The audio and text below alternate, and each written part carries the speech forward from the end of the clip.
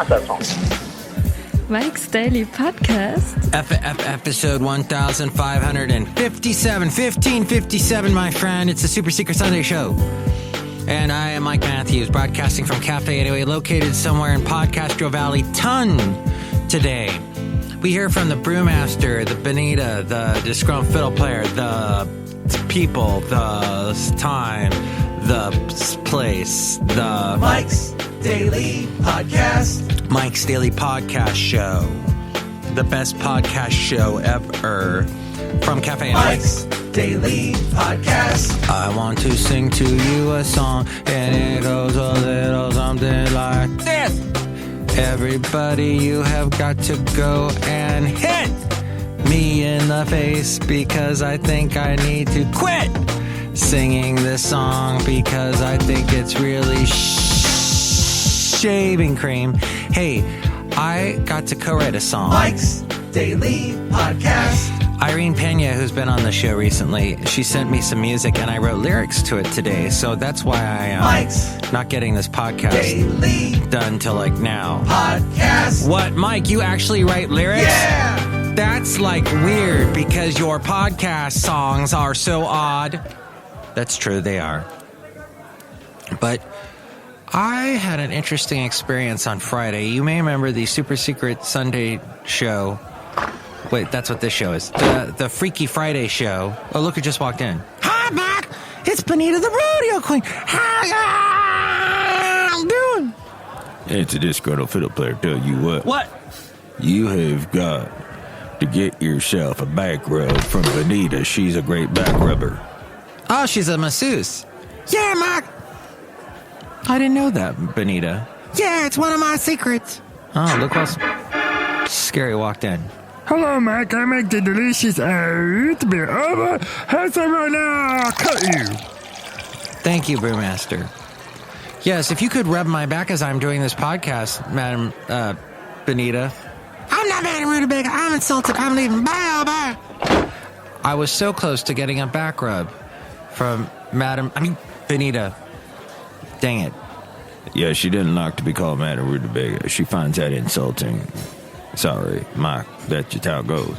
I guess I'm the only one that gets the back rub from my wife. And here's today's podcast picture. I guess so. The podcast picture today is of your lovely wife who just stormed out, Benita, the rodeo queen. And we are discussing the Winter Olympics. And it goes something along the lines of, hey, Mike, she says to me in her voice, Mike, you have got to watch the Winter Olympics. There's this thing called the pushing the rock, curling. And it's really great. It reminds me of a bowling alley. That's it. So see that cartoon now at MIKEs-DAILY-PODCAST.com. MIKEs-DAILY-PODCAST.com. Would you like to hear some of the... Hey, Basil! Woo! Basil and I walked all the way to downtown Podcastro Valley today because I had to pick up a part from O'Reilly's. That's the closest, place like that. What do they call that? An automobile parts store? And I walked in, and O'Reilly's. That's what I expected to be, an Irish pub. But no, it's a auto parts store. I went Swedish all of a sudden. So I went in there. I needed to get a new headlight. And the lady, which I'm going to tell you her name right now, if I can find it somewhere on these are my keys. They make a lot of noise. On my keychain, I had nothing to talk about on Friday, and today I've got too much. Look at this thing in front of me. It's a microphone. I am hitting it. No, I don't want to hit the microphone because I don't own it. In Podcastro Valley, Mountain, Cafe Anyway. These keys on it, I have had on my keychain. This is an interesting fun fact. I've had the key for a Volkswagen Dasher that I drove in the 80s, the late 80s. I would drive all the way from Oxnard all the way up to UC Santa Barbara in Goleta 3 times a week and would have to drive in the horrible rush hour traffic. And when that car finally broke down because I think I put water in the oil thing, thinking it was the radiator. Who hasn't done that? Oh, I wish I was at my other location. I have Will Ferrell going, who hasn't done that? But instead you had me obnoxiously saying it. At any rate, I killed that wonderful Dasher, and I felt bad. So all of these years, all of these decades, I have kept the key to that Dasher on my keychain. Not only that, but the key really sits out prominently, and there's a cool little Volkswagen insignia on there. And I've used this key to be sort of like a makeshift knife. And I've shivved many people. And I'm a murderer. No, I'm not. No, but I've used this to open packages, open letters. And it reminds me of not the first car I ever drove. Actually, the Dasher was the first car I learned how to drive a stick on. And it was a diesel. And you had to pull out this little switch, this little plug. You pull it out. And you'd have to wait for about 2 minutes for the glow plugs to start glowing. And then you could start the car because it was a diesel. And that's how that was mechanically built. But the car I had before the Dasher was a International Travel-All truck, which was fully automatic and was a big beast. In fact, my friends called it the Beast. And I just told my mom this story oh my gosh, I told her this story in September, back the last time I got to see her boyfriend, who sadly passed away recently, Mike. I got to see him and her, and as we were sitting there, I actually told this story I'd never told her before, about how one time I used to drive all my friends. Hey, Mike, we're going to go to the movies. Can we use your truck? Sure, I'll drive. And I would get in the Beast. We'd call it the Beast, and drive it around.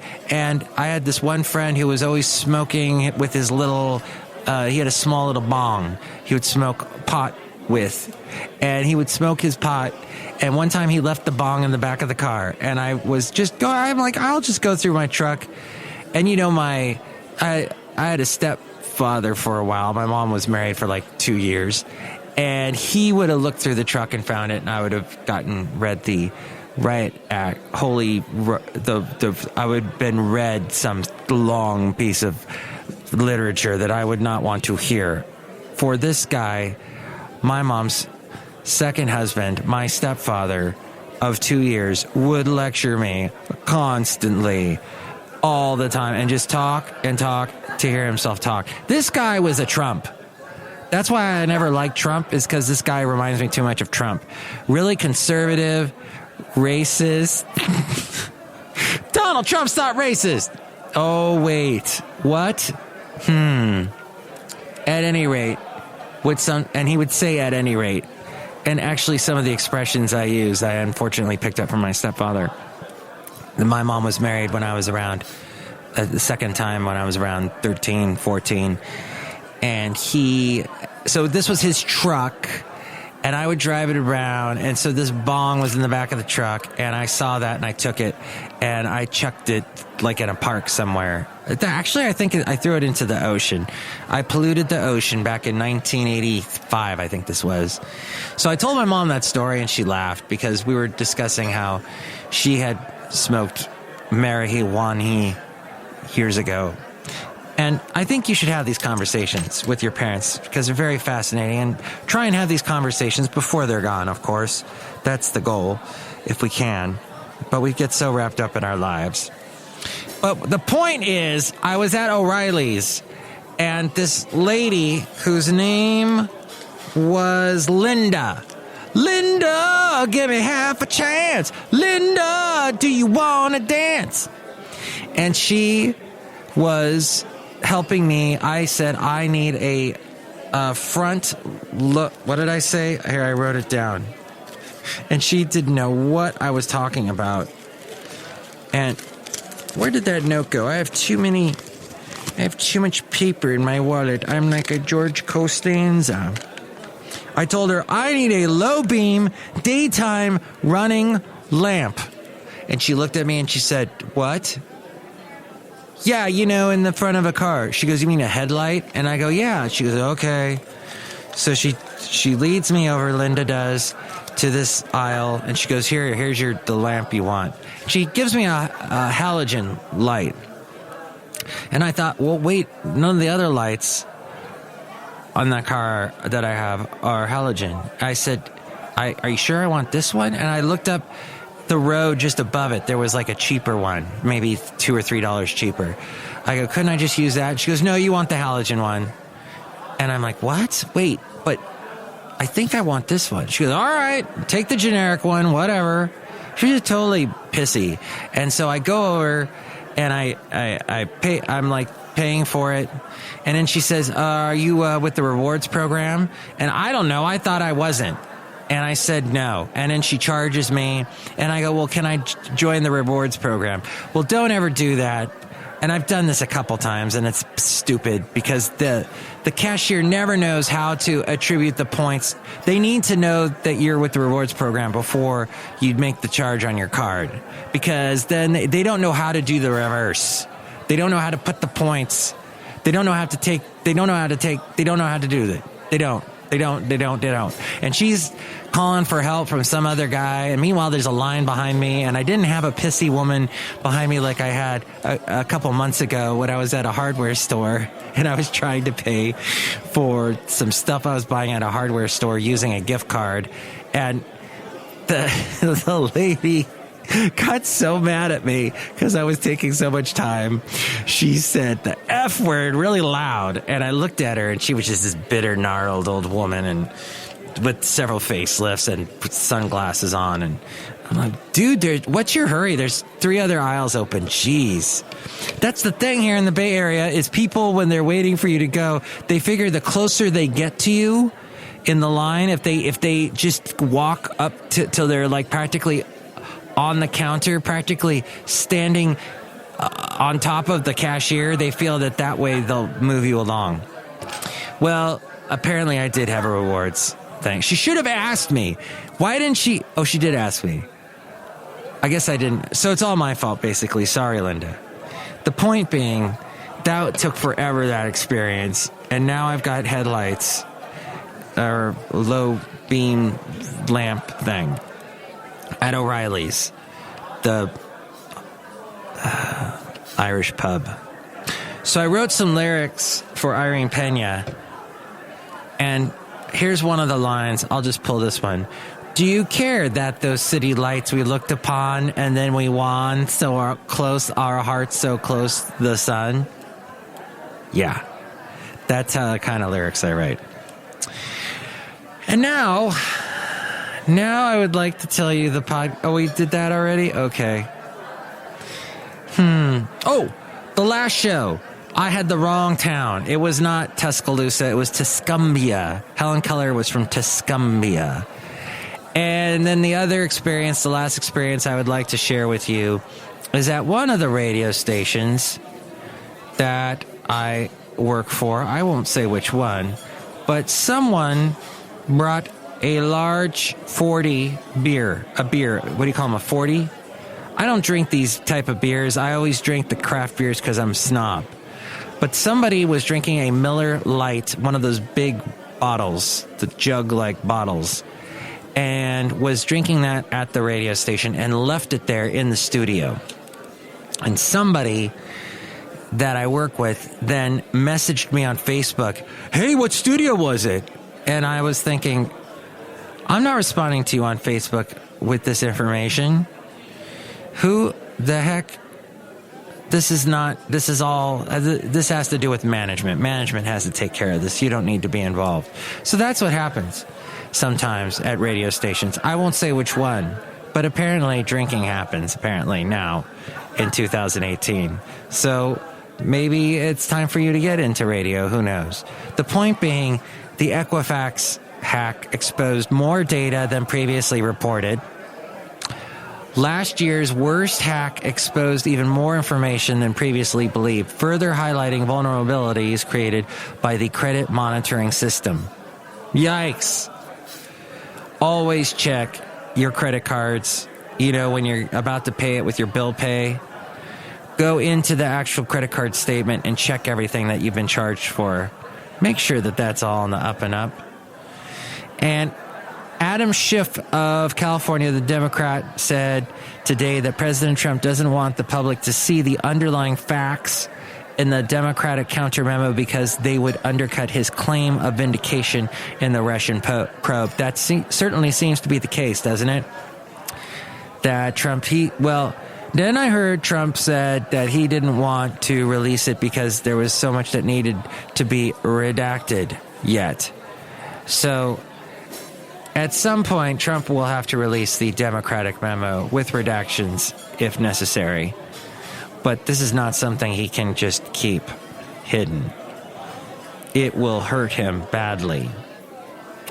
And finally, Trump's infrastructure plan has a lot of detail on everything but how to pay for it.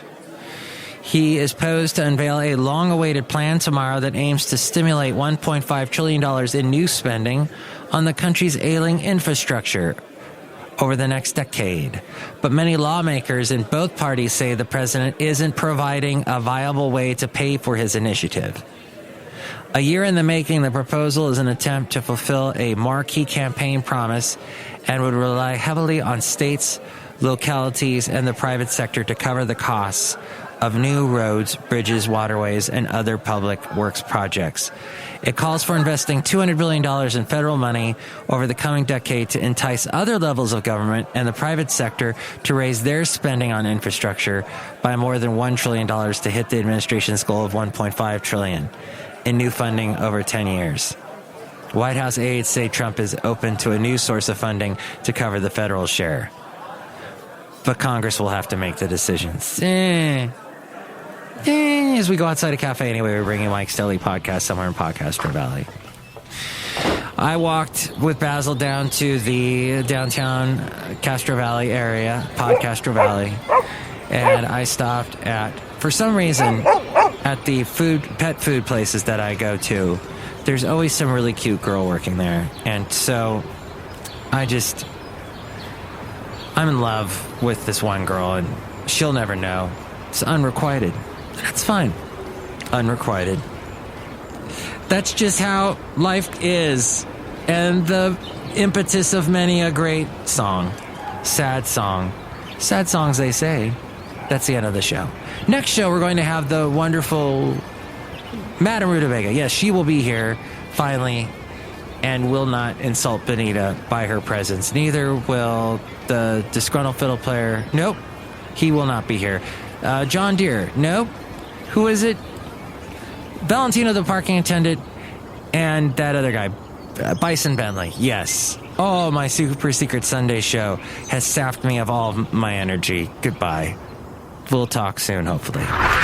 Mike's Daily Podcast is written and produced and performed by Mike Matthews. His podcast is super easy to find. Download or listen to his show and read his blog at MIKEs-DAILY-PODCAST.com. Email Mike now at MIKEs-DAILY-PODCAST@gmail.com. See you tomorrow. Bye!